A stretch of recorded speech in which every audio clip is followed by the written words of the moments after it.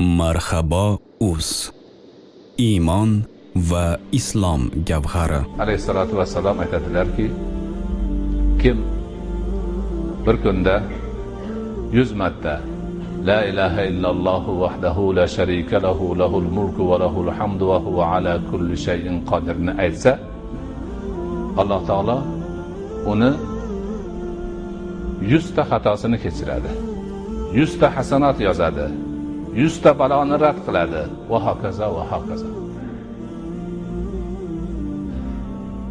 Ularning hammasi bugungi kunda o'zimiz shaxsimizga, oilamizga, mahalla ko'yga va butun olamga manfaat beradigan xayratlar.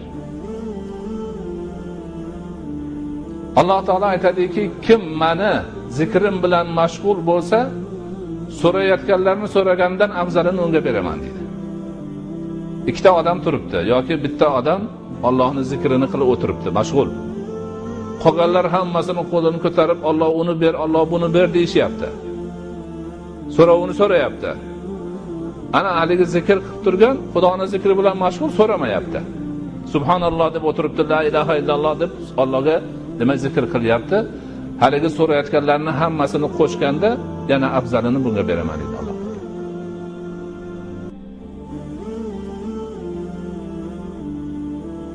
Ana zokirlik mana bu narsa.